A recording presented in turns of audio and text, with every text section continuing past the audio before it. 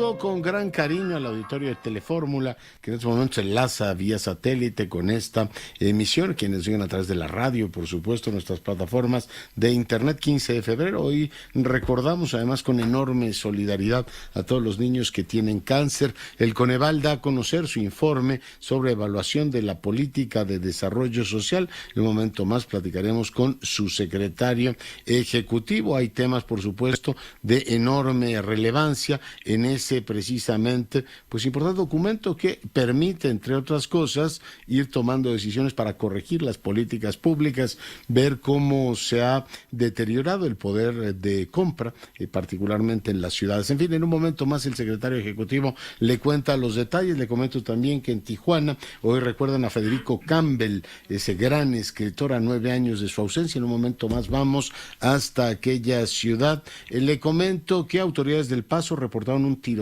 dentro de un centro comercial. La policía pide a los ciudadanos evitar la zona.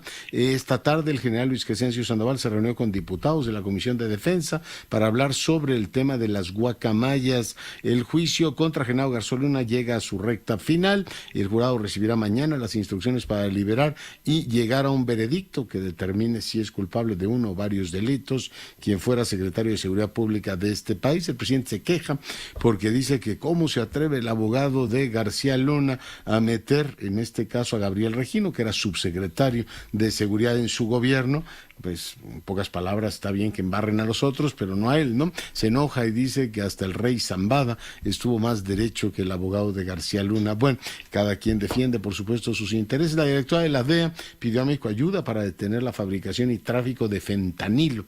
Ahí está el señalamiento directo de la autoridad norteamericana. Consiguió Ovidio Guzmán otra suspensión provisional contra orden de aprehensión. Hay 4 personas imputadas por la tentativa de homicidio contra mi compañero Ciro Gómez Leiva. En un momento más le tengo los detalles. El presidente de la República dice que en caso de que se aprobara vetaría la ley de imprenta que promovió una diputada de Morena, Benelli Jocabet Hernández. Propuso elevar las multas para quien injuria al presidente. Hoy el jefe del Estado dijo lo siguiente. Dio ayer que autorizan en la Cámara que el que insulta al presidente le van a aumentar el castigo, va a tener que pagar 2, 3 veces más. Yo no sé quién hizo eso. Su partido, le dicen, sí. Pero yo no lo necesito eso. Yo no lo necesito, yo no lo promoví. Sí, lo voy a vetar. Bueno, pues ahí está lo que dijo el presidente de la República. ¿Se acuerda que ayer le dije, no, en este espacio va a ver que va a decir que él no lo había pedido? Pues no va con su estilo. Parece mentira que siendo de su mayoría no lo conozca. En más información, el presidente dijo que le caen mal los que viven en Rubén Darío. Yo supongo que los vecinos de esa hermosa calle de Polanco no dormirán esta noche pensando en que tienen la antipatía presidencial. Dijo, es que ahí vive Loret de Mola, imagínense las cosas. Además, pues hoy hizo varias alusiones en materia de política. Dijo que en Perú, que el presidente Castillo no había cometido ningún delito, que él no entendía por qué lo tenían encarcelado. Total, pues como le presenté hace un momento, pues lo único que hizo fue disolver el Parlamento y querer gobernar por decreto, ¿no? Qué cosa más normal y natural podría ocurrir. Luego de 35 años de operación, Aeromar cierra sus operaciones en el Aeropuerto Internacional de la Ciudad de México y son 36 personas las que han fallecido ya por meningitis en Durango. Pausa, volvemos. Vamos con la información. Le comentaba que en Tijuana hoy recuerdan a ese gran escritor y ese gran periodista que fue Federico Campbell, a 9 años de su ausencia. Me enlazo con Carmen Gaitán, la directora del MUNAL. Mi querida Carmen, ¿cómo estás? Muy buenas noches, querido Leonardo. Pues sí, aquí desde el CECUS de Tijuana, recordando pues el fallecimiento a 9 años de la muerte de Federico, ese compañero de vida que tuve la oportunidad de pasar 28 años a su lado. Hace un ratito leía, Carmen, los poemas de Luis García Montero, los que le escribió Almudena Grandes, y pensaba también en ti y en Federico. Pero recuérdale al auditorio la importancia de su obra. Carmen. Bueno, mira, Federico tuvo una trayectoria importante dentro de la revista Proceso, en la prensa mexicana, y si algo distinguió a Federico fue precisamente la indagación que hizo muy señera y muy profunda sobre, hace 20 años, fíjate, sobre la descomposición del Estado, sobre la incursión ya de pues esta rama de la violencia que es el narcotráfico. Hace 20 años parecía imposible y casi ficción las líneas de Federico en la historia del poder o de crimen y poder. Carmen. Sí, o sea, son libros que publicó en el Fondo de Cultura, que publicó, tiene más de 20 libros publicados en los que precisamente aborda esta temática y que hoy es la presencia de todos los días, Leonardo. Así que nunca dejará de sorprenderme a mí y a los lectores que Federico se adelantó a su época y que tuvo la visión de darse cuenta de que esa descomposición estaba ya muy cercana. Se vio desde Tijuana, desde los asesinatos del Gato Félix, desde la muerte de Manuel Buendía. Ya se veía hace 20, 25 años que algo iba a suceder. Hoy, por desgracia, lo vemos en la vida cotidiana, estas líneas de Federico haciéndose presentes. Federico es un hombre que nace en Tijuana, que escribe La clave Morse, que escribe Pretexta, Volver a casa, y cuyos ensayos aparecieron en La Jornada, en El Universal, en el Excelsior de Julio Scherer, y muchos años trabajó en Proceso precisamente en la denuncia de aquello que amenazaba pues la paz, la estabilidad y la vida de todos los mexicanos. Lo anticipó todo con esa mirada potente, esa mirada clarividente del gran escritor, periodista y bueno, pues además gran persona que fue. Carmen, te agradezco mucho que lo recordaras, te mando un abrazo. Aquí estamos desde Tijuana recordándolo. Gracias a ti por darnos este espacio. Buenas noches. Gracias, un saludo y seguimos con la información. Hoy el Coneval presentó efectivamente el informe de evaluación de la política de desarrollo social. Yo me enlazo con su secretario ejecutivo, José Nabor Cruz Marcelo. Doctor, ¿cómo estás? Estimado Leonardo, muy buenas noches, un gusto platicar nuevamente contigo y tu auditorio. Bueno, pues ahí está efectivamente el informe sobre evaluación de la política social, desarrollo social del año 22. ¿Cuáles son, secretario, las líneas más importantes? Claro que sí, con mucho gusto te comparto. En líneas generales tenemos la siguiente estructura para este documento, que de hecho invito a tu auditorio que ya lo puede consultar en nuestra página de internet del Coneval.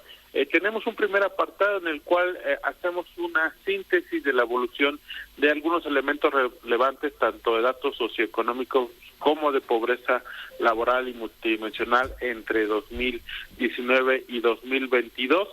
Obviamente el indicador que podemos emplear para este análisis temporal es pobreza laboral, que si bien también ya hemos explicado y difundido en algunos otros medios, en términos de pobreza laboral, pues sí recabamos esa afectación. Pobreza laboral significa que lo que ganas te alcanza para comer, secretario. Efectivamente, que tus ingresos laborales te permiten o no adquirir la canasta alimentaria, ya sea del ámbito urbano o rural.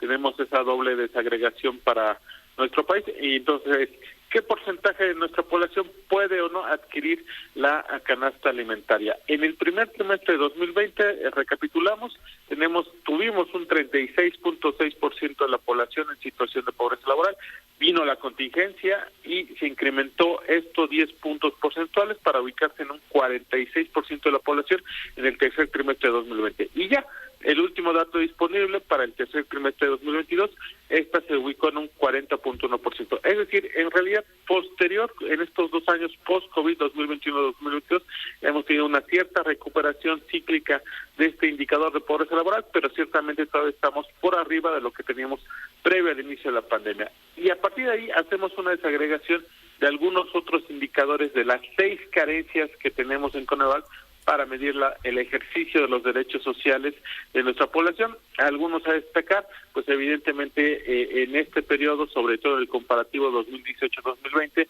pues seguimos teniendo el mayor porcentaje de la población reporta la carencia a la seguridad social. El último dato en promedio nacional ronda el 52% de la educación, 52% de la población está con la carencia de seguridad social. En términos de educación, hacemos también un recuento muy puntual de las afectaciones que hemos identificado en términos de la educación virtual y la afectación que tuvo la pandemia, junto con otros documentos que también hemos elaborado desde Coneval en términos de la evaluación que hemos hecho en su momento de la estrategia Aprende en Casa.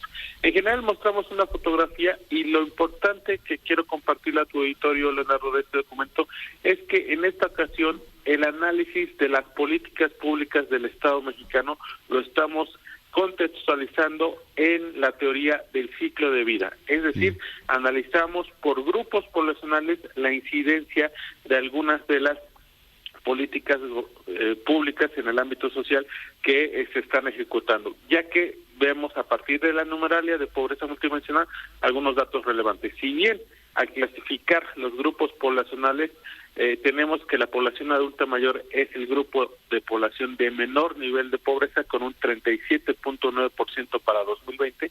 Tenemos que las mujeres, el promedio de mujeres mexicanas están en un 44.4% del total de estas en situación de pobreza, niñas, niños y adolescentes en un 52.6%.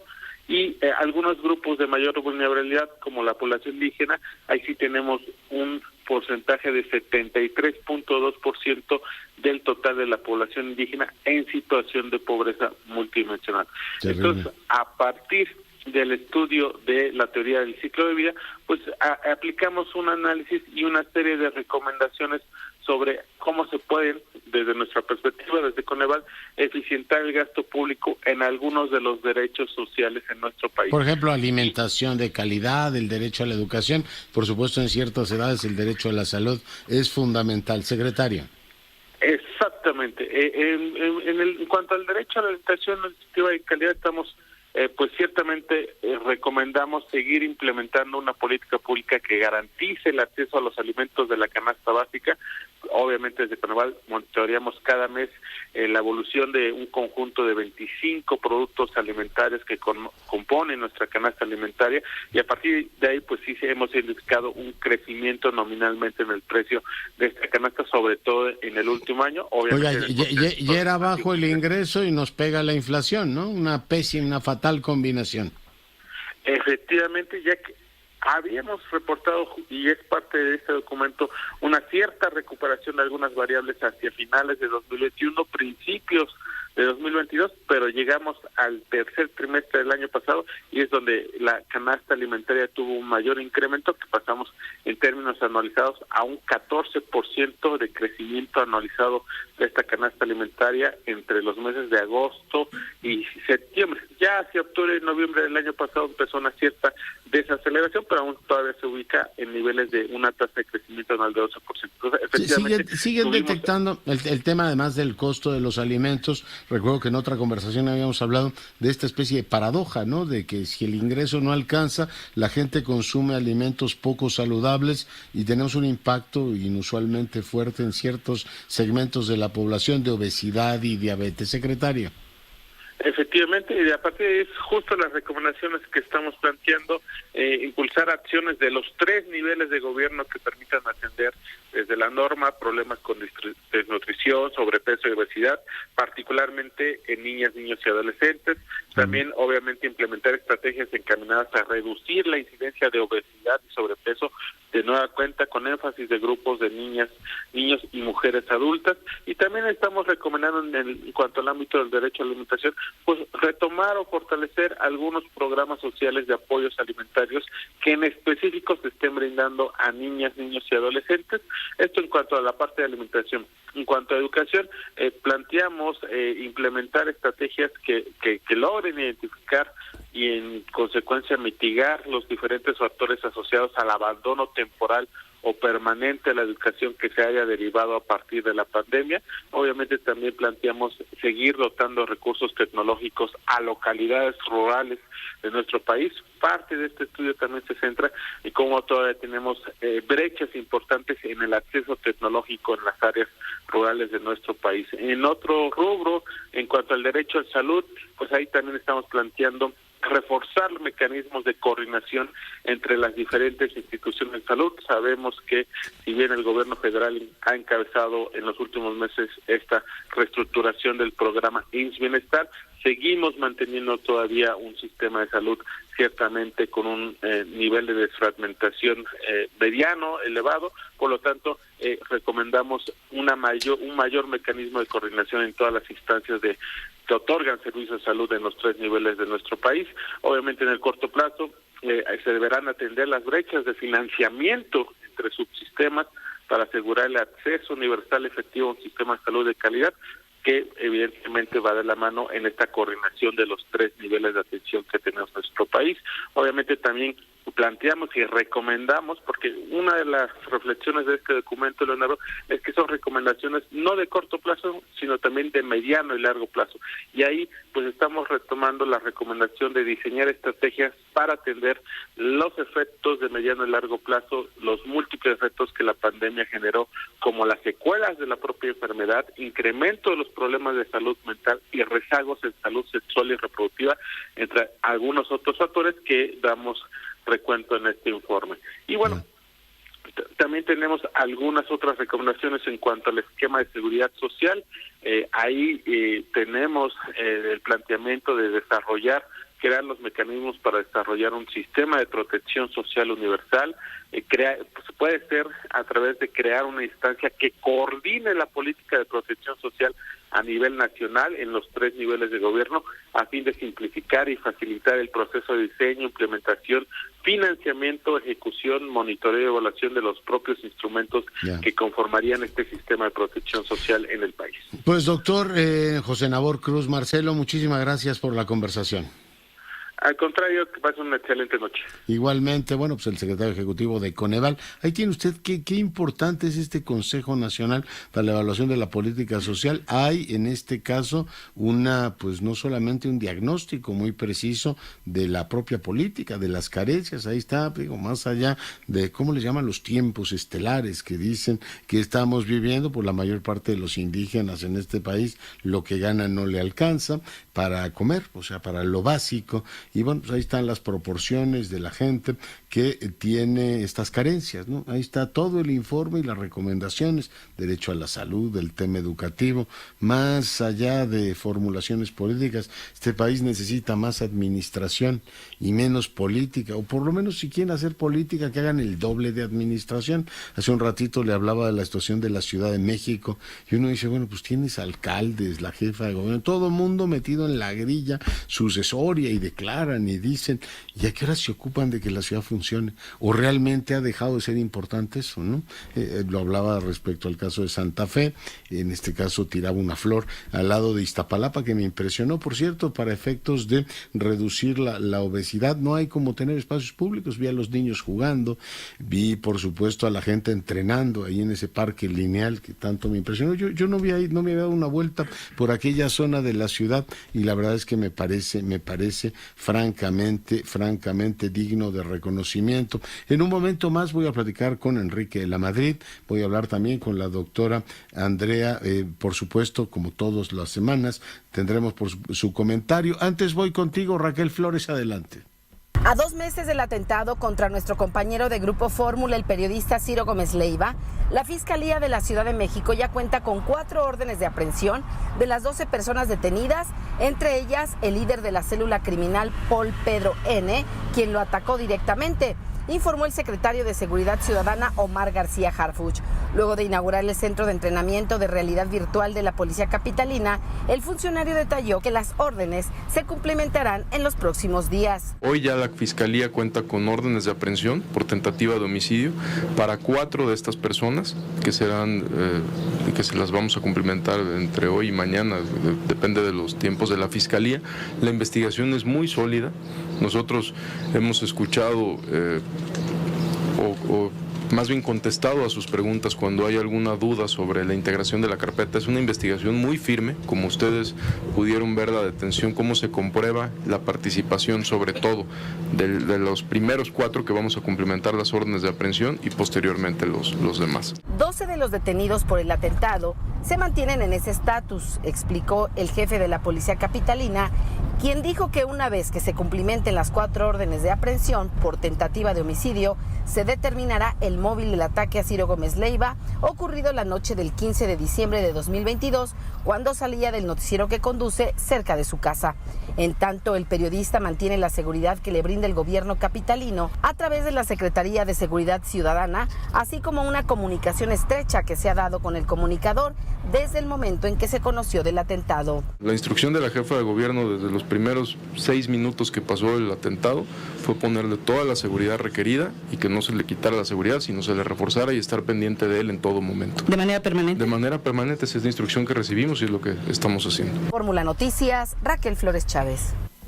Bueno, pues muchas gracias, Raquel Flores, y leo, como le decía, estos poemas de Luis García Montero dedicados a Almudena Grandes, y dice: no me salen las cuentas, y es que nunca se aprende del todo a sumar y restar, le quito 30 años a este tiempo, una resta sencilla en el verbo vivir, y te veo llegar a aparecer en medio de un congreso de escritores, hermosamente libre, vestida de ti misma. Bueno, ya he logrado enlazarme con la alcaldesa de Álvaro Obregón, Lía Limón. Lía, buenas noches.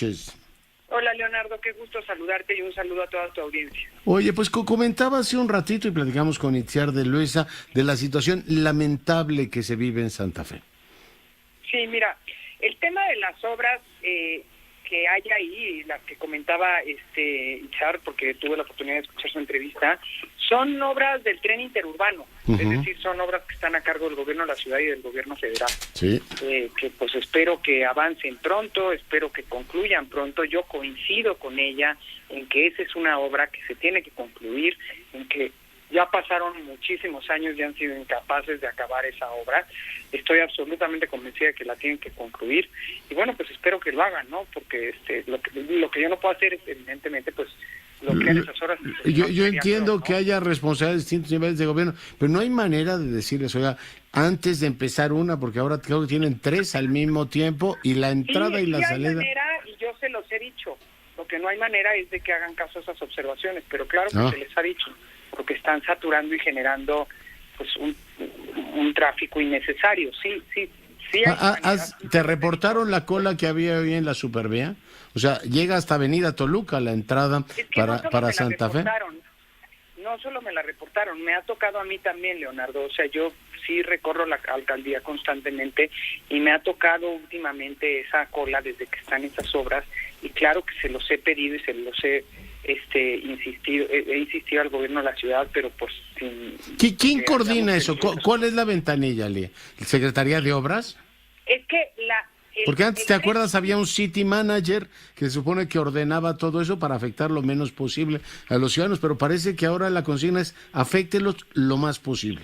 Bueno, según yo, en el gobierno de la ciudad nunca ha habido por lo menos en esta administración nunca ha habido un city manager, y no me acuerdo que en la pasada lo hubiera. Con Marcelo Ebrard, es una figura que estoy convencida de que vale la pena explorar, pero no lo hay.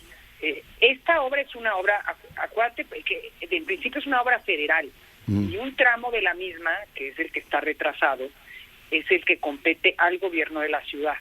¿Sí? Pero la obra en sí es una obra federal, acuérdate que es una obra de la Secretaría de Comunicaciones y Transportes, y ese tramo compete al gobierno de la ciudad, y bueno, pues yo espero que el gobierno de la ciudad lo concluya pronto. Claro que les hemos dicho, y aprovecho tu foro y aprovecho este espacio para insistir en la necesidad de que, no solo de que aceleren esos trabajos, sino de que los hagan de manera ordenada. Yo estoy a favor de que se concluyan porque es una obra que yo pienso que va a generar... Más ya lleva 10 beneficio. años, ¿no? Sí, exacto. Que yo estoy convencida que va a generar un beneficio. Creo que Itziar también está de acuerdo con ello, y por supuesto que creo que se debe de concluir pronto. Pero y también estas obras creo que se deben de hacer de manera ordenada, y aprovecho tu foro para insistir en lo que ya he pedido de otras formas al gobierno de la ciudad, en que ordenen las obras que tienen ahorita, porque están generando un caos vial brutal, que la verdad derivado del desorden con que se está haciendo, ¿no? O sea, como tú dices, qué necesidad de hacer las tres al mismo tiempo. Sí, estoy totalmente de acuerdo. Y obras que duran un año. Sobre el tema del ambulantaje, me decía Itziar que se paga el predial más alto de la Ciudad de México, o uno de los más altos. Es que tiene toda la razón, Itziar. Bueno, hay que comentar que predial que no llega a la alcaldía, predial que se queda en el gobierno de la ciudad. Pero si tú recorres, que seguramente lo has hecho, el paso peatonal que va de la Ibero al edificio de Cuervo, es un mercado lamentable, Lía. Sí, en efecto. Y te voy a decir mercado. Lo que pasa con el ambulantaje, que lo vuelve muy complejo. Los removemos. Hay varios que tienen permiso, y los que tienen permiso no los podemos quitar, solo los podemos ordenar. A los que no tienen permiso los removemos y se vuelven a poner, y los removemos y se vuelven a poner, y es la historia de nunca acabar, porque de verdad, a diferencia de un local que tú llegas y clausuras y pues no lo pueden abrir, aquí es distinto porque los quitas y se vuelven a instalar. Ahora, pues vamos a insistir con ese tema. Itziar mencionaba de uno que en el que vendían alcohol y hasta drogas. Sí, esa zona, hay música, hay a todo volumen. Digo, son puestos de comida. Preguntándole si ya ha presentado una denuncia sobre ello, porque si venden drogas es un tema que compete a la Secretaría de Seguridad Ciudadana y se requeriría de un operativo por parte de ellos, ¿verdad? Por supuesto. Y sí me parece muy importante. Pero nosotros también vamos a seguir insistiendo. Hace poco tuvimos un operativo con la Subsecretaría de Tránsito en el que nos ayudaron bastante, pero pues por lo que estoy oyendo contigo y con Itziar, pues ya se volvieron a instalar igualito. Pero ¿cómo puede tener alguien permiso para instalarse en la vía pública? No hay, nosotros, esto te lo quiero decir, me parece importante decírtelo. Desde que yo entré, yo no he dado un solo permiso para instalarse en la vía pública. Los permisos vienen derivados del gobierno de Laida, que dejó muchísimos permisos, ¿verdad? Y yo no he dado uno solo, pero quienes se ponen con permisos que tienen desde antes y que están dados de alta en el SISCOBIT, que es el sistema del gobierno de la ciudad en el que se tienen que dar de alta, y a los cuales no puedo quitar. A los que puedo quitar son a los que están de manera irregular, y lo hacemos y lo seguiremos haciendo, y lidiando con este tema de que se vuelven a poner y se vuelven a poner. Y buscaré hacer lo que he hecho de algún modo, lo que hemos hecho en otras colonias, que es que inmediatamente nos lo reporta y actuamos inmediatamente. Trataré de armar un operativo así nuevamente en Santa Fe, pues para tener mayor éxito, y pedirle también al gobierno de la ciudad, particularmente a la Secretaría de Gobierno, que no siga promoviéndolos, ¿no? Porque es quien se dedica a promoverlos. Ya. Pues alcaldesa, muchas gracias por el enlace, muy buenas noches. Un gusto saludarte. Saludos. Bueno, pues ahí tiene usted lo que nos cuenta la alcaldesa de Álvaro Obregón. Voy ahora contigo, Andrea, buenas noches. Muy buenas noches, Leonardo, te saludo con el gusto de siempre, y en esta ocasión, pues el día de hoy se conmemora el Día Internacional del Cáncer Infantil, y pues a manera de crear conciencia sobre esta patología en los niños, y sobre todo expresar el apoyo a ellos y a sus familias pues afectadas, es que estamos platicando de este tema. Y es que cuando el diagnóstico oncológico entra a casa, Leonardo, pues atraviesa y se lleva a toda la familia en distintos aspectos, ¿no? Es la primer causa de muerte por enfermedad en niños entre 5 y 14 años, con una cifra de 2,000 muertes al año en nuestro país. Es realmente importante tomar esto en consideración, y voy a explicar por qué. Cada año en el mundo se diagnostican 400,000 niños con algún tipo de cáncer. En nuestro país son más de 5,000 nuevos casos al año.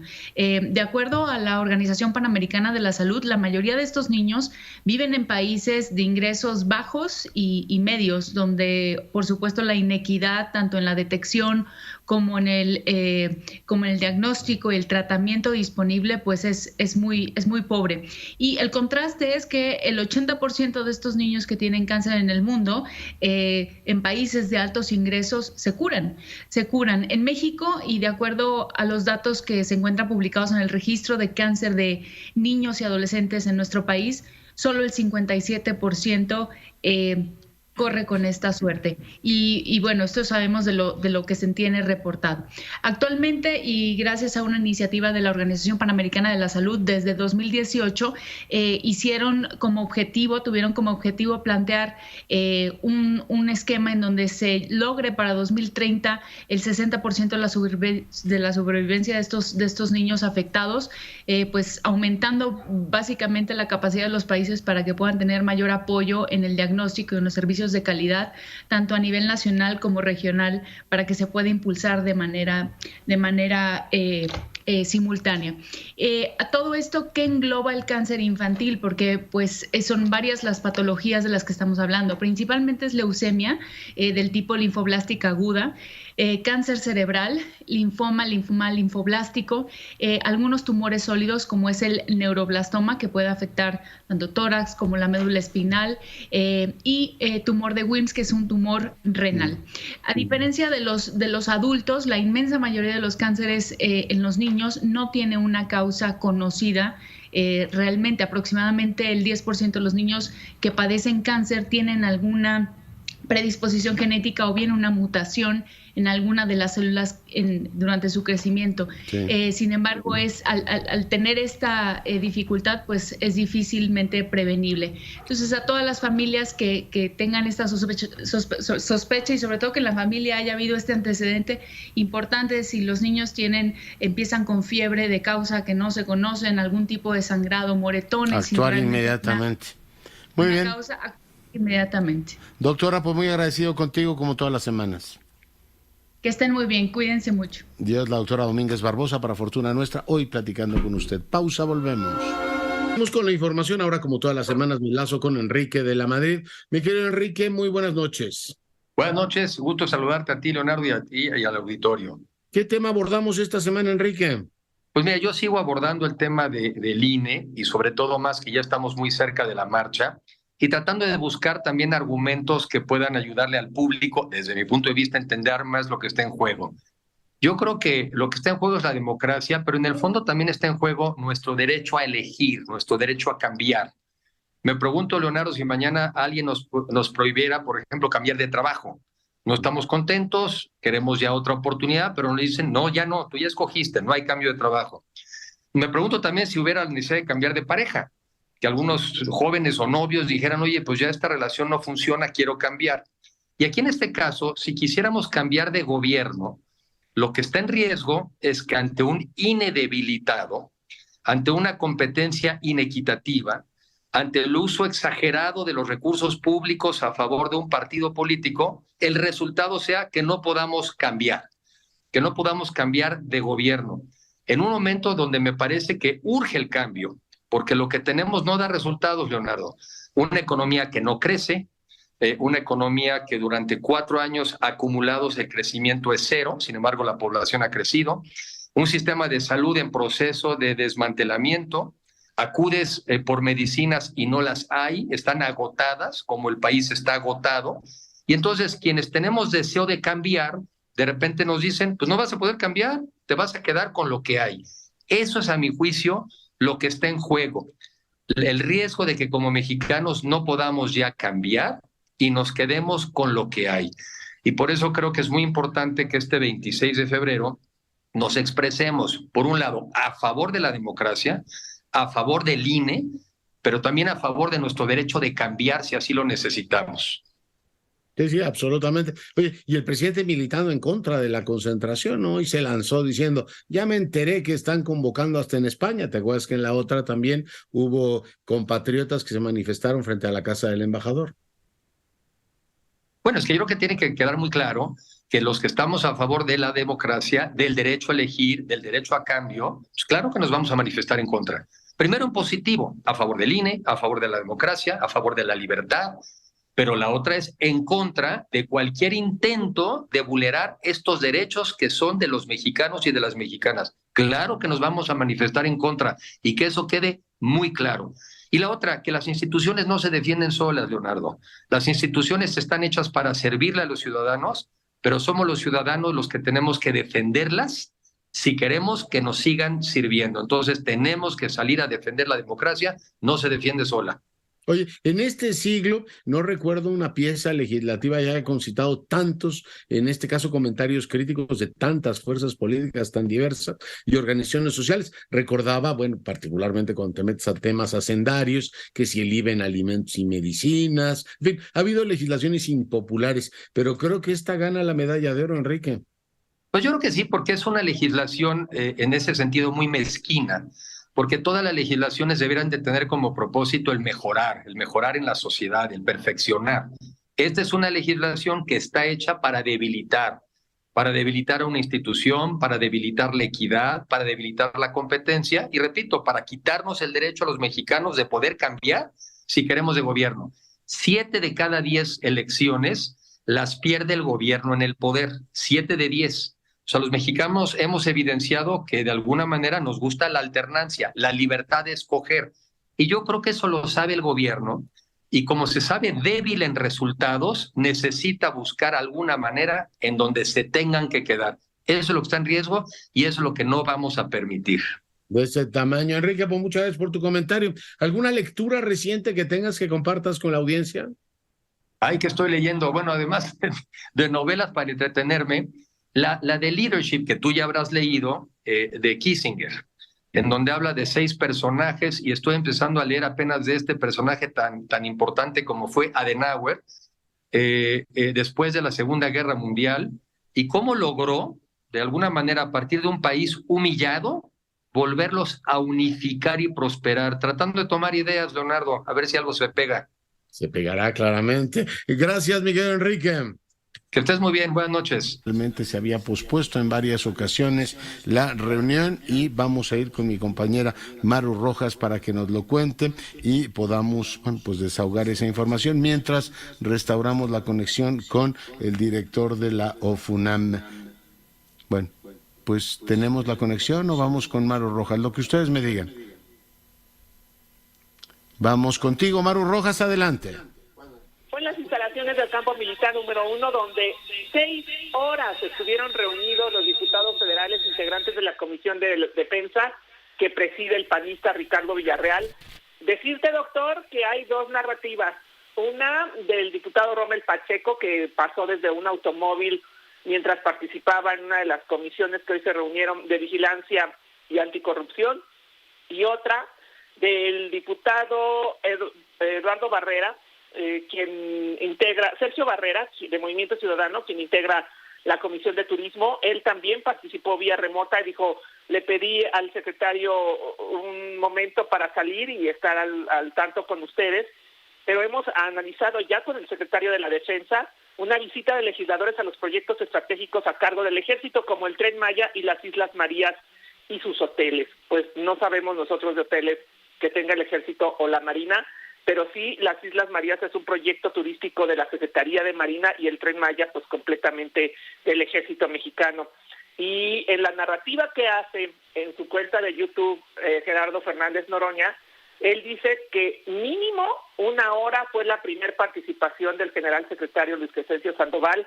Dice también que hoy la oposición ya no tiene cara para subir a la tribuna y hablar de militarización en el país, porque ninguno de los opositores en esta reunión habló de nada negativo de lo que el general secretario les presentaba. Por supuesto que uno de los temas era el convencerlos para la aprobación de estas aerolíneas de las Fuerzas Armadas, pero para Gerardo Fernández Noroña nadie tiene cara para ir en contra, así lo dijo.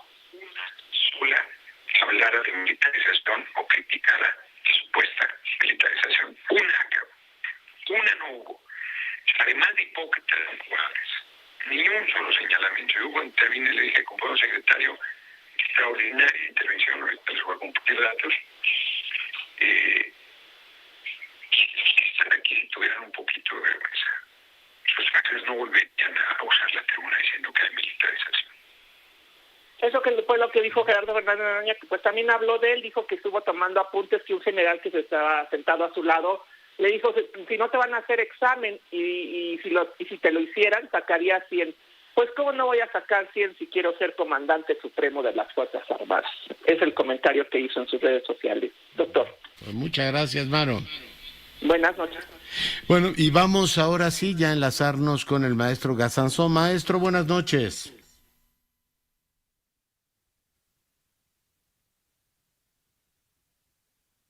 no lo escucho. Jenny Valencia, adelante. Gracias, Leonardo. Te comento que el secretario de Hacienda, Rogelio Ramírez de la O, aseguró que el clima que se respira en México es positivo, por lo que anticipó para este año un crecimiento cercano al 3%, salvo que se presente una gran recesión económica mundial. Escuchemos.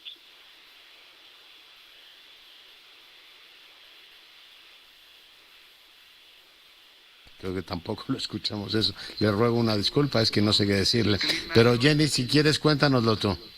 Claro que sí, con todo gusto, pues te comento que también señaló que este año México le apuesta a la relocalización, a los proyectos prioritarios del gobierno federal como son el AIFA, el Tren Maya, la refinería de Tres Bocas en Tabasco y este megaproyecto del Tren Transísmico y el corredor interoceánico. Cabe destacar, también comentarte, Leonardo, que acaba de salir información importante para aquellas personas que son pasajeros o resultan afectados por el tema del cierre de operaciones de Aeromar. La Profeco señaló que va a dar asesoría y atenderá todas las quejas. Se calcula afectación de 4.904 pasajeros tras ser comercializados igual número de boletos de esta fecha hasta el mes de noviembre de este año. Tan solo de este 15 de febrero, la cancelación de vuelos, comentar que afectó a 528 pasajeros. La Profeco, a cargo de Ricardo Chivi, pues señaló que a partir del cierre de operaciones no han recibido ni una sola queja. Sin embargo, estarán atentos porque seguramente así va a ocurrir. Solo se han brindado 9 asesorías a través del teléfono del consumidor, por lo que hizo un llamado a los pasajeros de Aeromar para que se pongan en contacto, Leonardo, con las instalaciones, con la institución y también apoyarlos en el resguardo de los derechos como pasajeros. Por ahora, la aerolínea le notificó a la Profeco que está brindando la protección legal a los pasajeros con boletos comprados, esto a través de sus aerolíneas hermanas. Igual también ya hay apoyo por parte de otras como es Aeroméxico, al igual que Viva Aerobús, que están dando apoyo también a los pasajeros, incluso con descuentos para poderse anexar y poder trasladarse, ya sea vía internacional o con algún vuelo nacional. 15 destinos que prácticamente manejaba Aeromar. El día de hoy la Profeco pues asume el cargo de poder asesorar y también atender las quejas de todos los afectados. Se calculan más de 4.904 pasajeros. Ese es el reporte, Leonardo. Muy bien, pues muchas gracias. Veo en el Twitter a Guillermo Arriaga, el escritor, decir muy triste lo que sucede con Aeromar. Ojalá encuentre manera de recuperarse, muchos empleos perdidos. Yo no tengo que decir más que buenas cosas. La verdad es que siempre que volé con ellos me fue bastante bien, a mí también, así es que opino lo mismo. Guillermo Arriaga. Vamos. ¿Cómo estás, Leonardo? Muy buenas noches. Pues hoy el presidente Andrés Manuel López Obrador, sin pregunta de por medio, señaló que resultó más derecho, dijo Jesús el Rey Zambada, que el abogado del exsecretario de Seguridad, Genaro García Luna. Esto luego de que durante el juicio en Nueva York el defensor César de Castro pues lo mencionara por haber recibido presuntos sobornos. El presidente de la República dijo que intentaron implicarlo a quienes llamó la delincuencia de cuello blanco y la mafia que antes existía. Señaló que buscan hacer parecer que todos son iguales. Es una muestra clara el quererme involucrar. Este abogado falsario, calumniador, chueco, resultó más derecho Zambada. Se equivocó el abogado, porque supuestamente el dinero que me dieron, $7 millones, era para enfrentar a Fox. No les entendió bien. Pues sí. Efectivamente, así están las cosas. El presidente no le gustó eso, igual que otras imprecisiones, pues no las ha detectado Sara con el mismo detalle con la que detectó esta, que le toca a él de manera directa. Te agradezco mucho el reporte. Nos vamos. Yo soy Leonardo Curcio, a nombre de todo el equipo le agradezco su compañía. Sigue nuestras frecuencias. Lamento mucho, me disculpo con el maestro Gazanzón, me disculpo con usted. No logramos establecer el contacto, a pesar, usted lo testificó, de los múltiples intentos. Le pido que se cuide y sea rabiosamente feliz. Se lo merece.